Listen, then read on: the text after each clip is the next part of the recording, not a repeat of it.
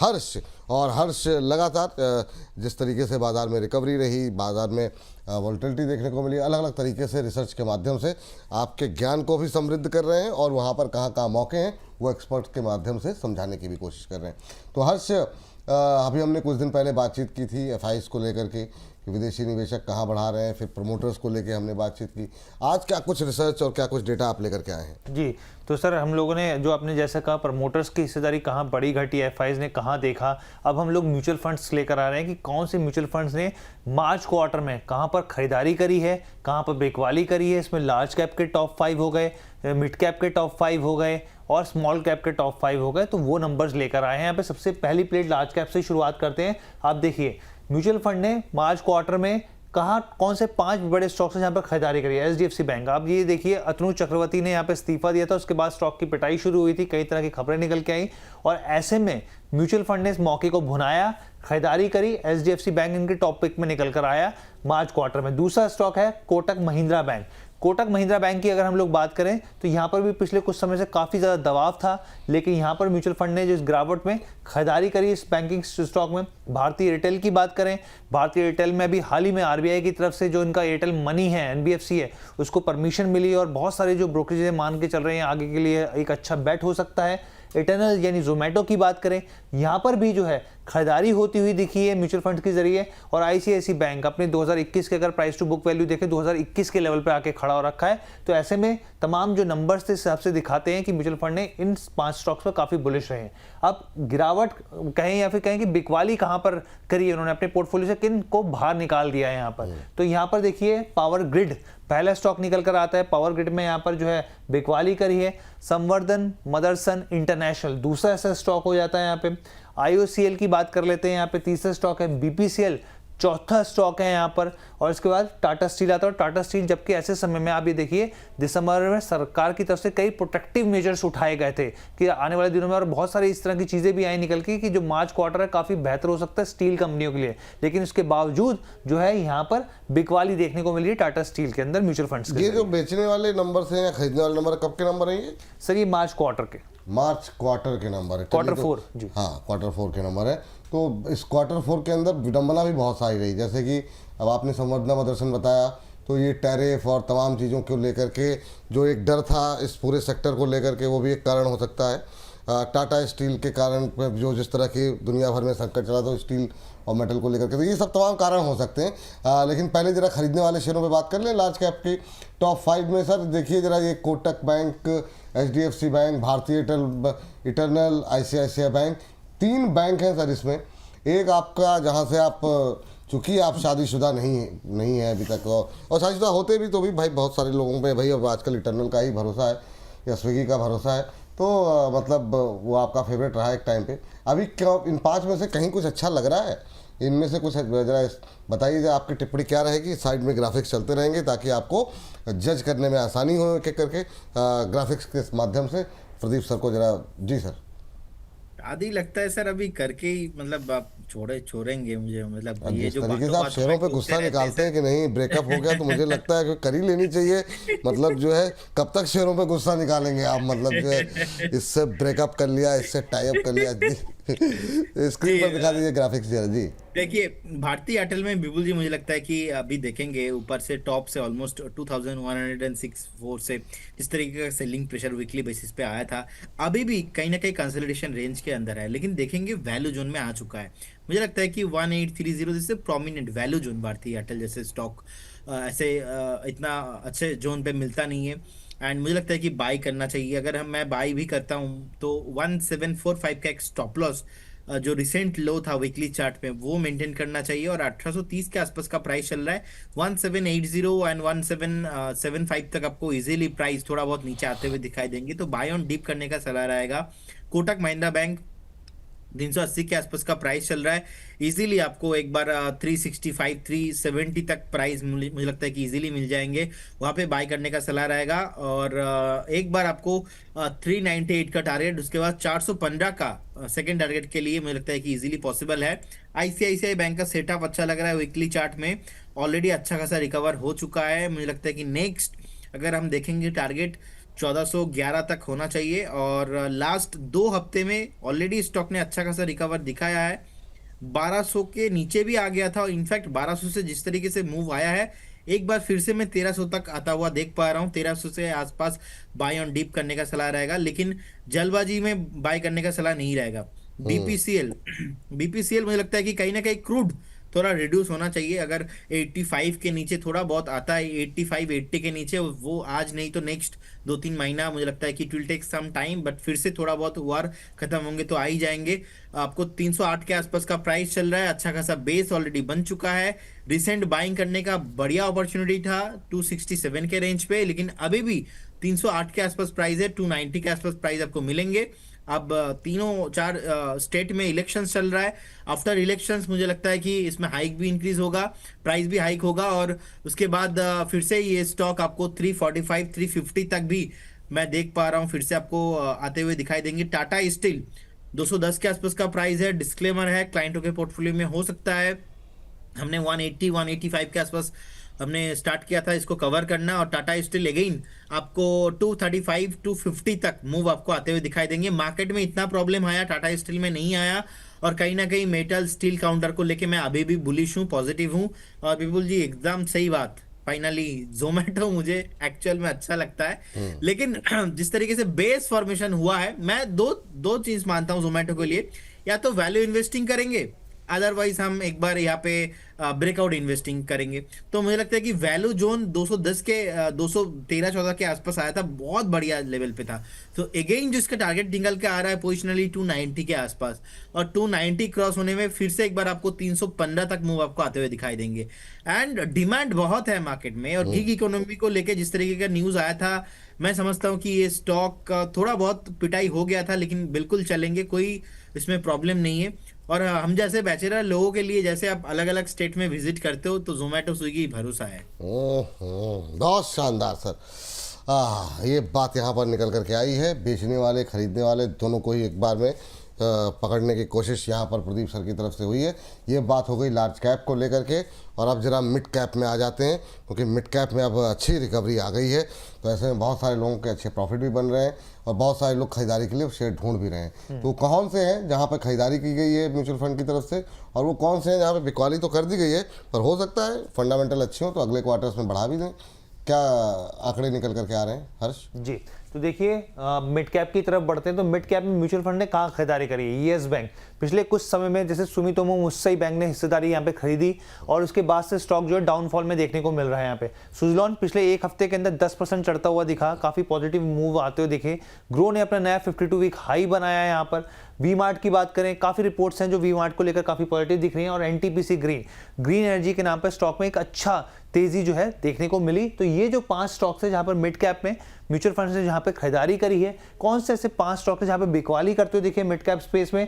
Petronet LNG पूरे युद्ध का सबसे ज्यादा, अगर यहाँ पर किसी स्टॉक की पिटाई हुई तो उनमें से एक नाम पेट्रोनेट एलएनजी का भी निकल के आता है। नाल्को की बात करें, नाल्को भी है यहाँ पे बिकवाली करते हुए देखिए mutual fund. HPCL, JSW energy और एनएचपीसी जैसे स्टॉक जो है जिसमें रिटेल पार्टिसिपेशन काफी ज्यादा है, उसमें भी बिकवाली करते हुए म्यूचुअल फंड्स दिखे।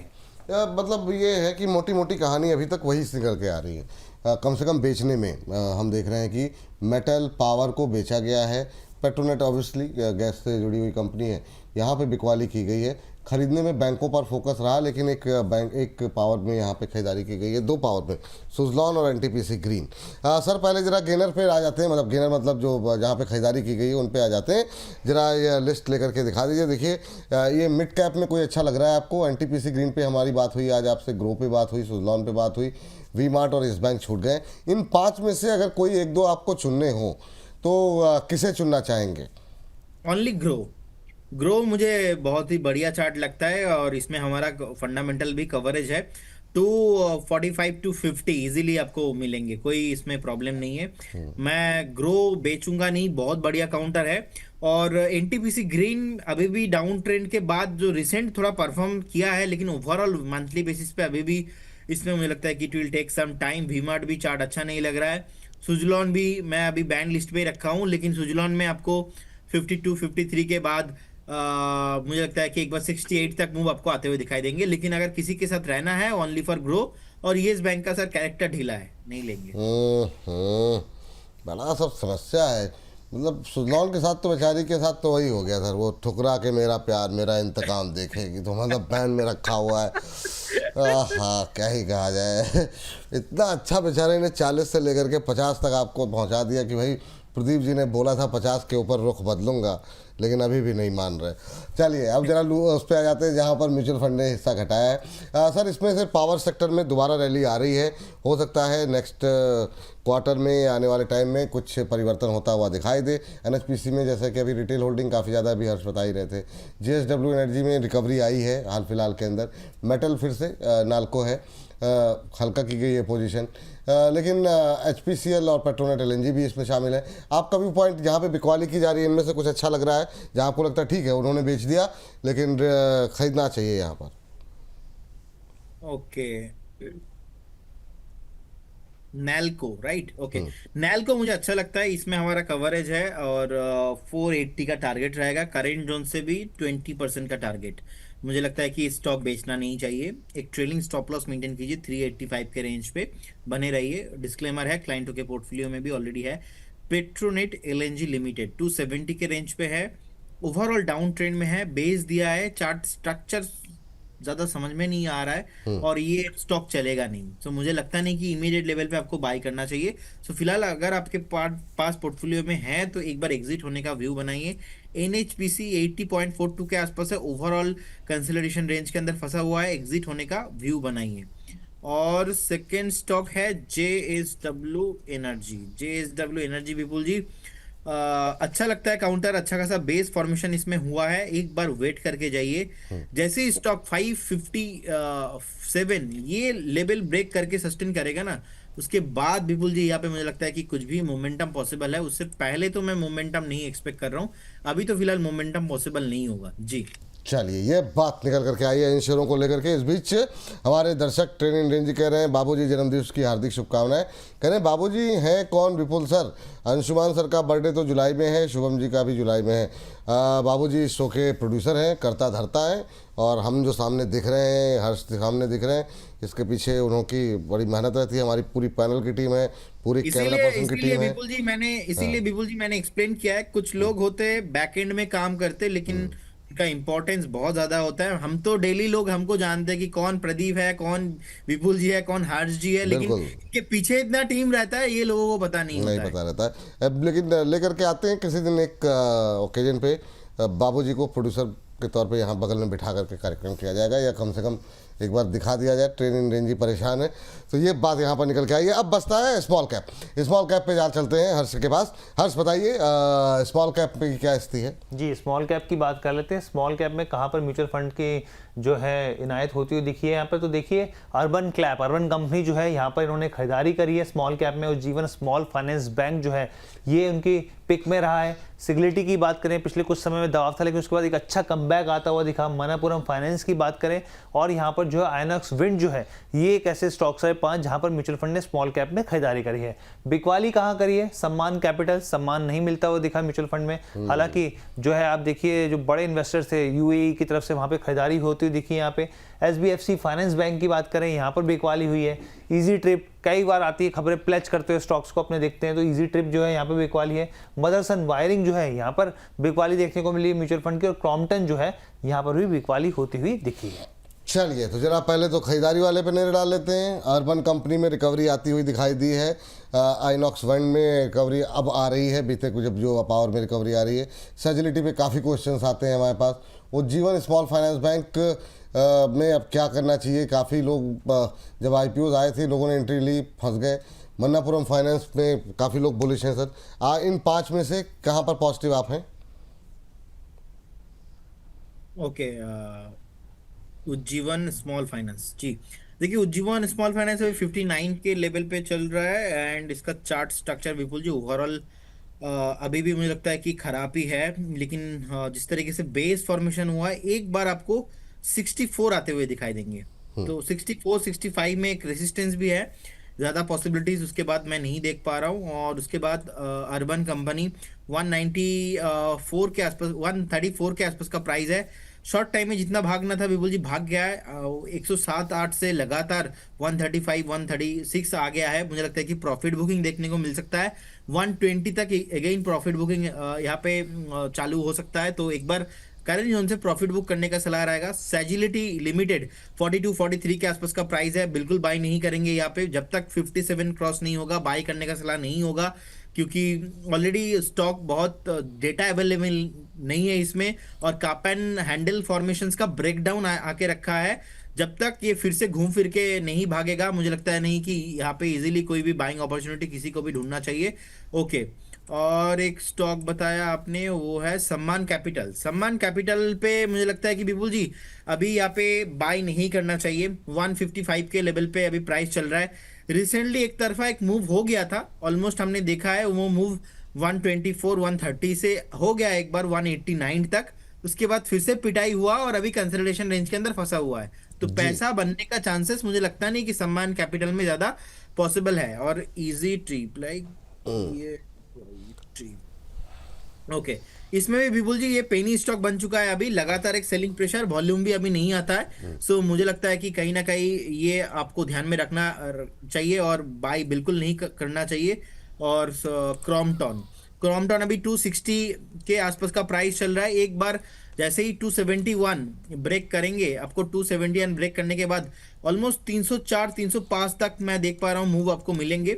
मंथली लेवल पे सपोर्ट लिया है, वीकली लेवल पे एक रेसिस्टेंस है। लास्ट टाइम ऑलमोस्ट एक शूटिंग स्टार पैटर्न बना था, कैंडल बना था, देखिए वीकली चार्ट में ऑलमोस्ट 267 के 268 के आसपास का प्राइस था। इस लेवल के बाद 303 का एक रेसिस्टेंस है, उससे पहले नहीं है जी। चलिए, ये बात यहाँ पर निकल करके आई। तो large cap, mid cap, small cap, सारे कैप को लेकर के अभी क्या निर्णय होना चाहिए, म्यूचुअल फंड कहाँ खरीद रहे हैं, कहाँ बेच रहे हैं, और आपको क्या म्यूचुअल फंड के हिसाब से काम करना चाहिए या फिर जो एक्सपर्ट करें उसके हिसाब से, पूरा लेखा जोखा हमने देने की कोशिश की है ताकि आपको अपने पोर्टफोलियो को बनाने में मदद मिल सके। बहुत सारे शेयर ऐसे होंगे जो आपके पोर्टफोलियो में होंगे, बहुत सारे ऐसे होंगे जो प्रदीप जी ने बताया कि आप रख लीजिए, तो वो फिर आप अपने हिसाब से रणनीति अपने फाइनेंशियल एडवाइज़र की मदद से ले सकते हैं और अपने फैसले लेकर ले सकते हैं। हर्ष, थैंक यू, धन्यवाद इतनी शानदार रिसर्च के लिए, और तमाम इतने सभी क्रॉस द सेक्टर्स आपने जो कवरेज की, बहुत बढ़िया पता लगा कम से कम म्यूचुअल फंड पे की निगाहें कहाँ पर हैं, क्या खरीद रहे हैं, क्या बेच रहे हैं।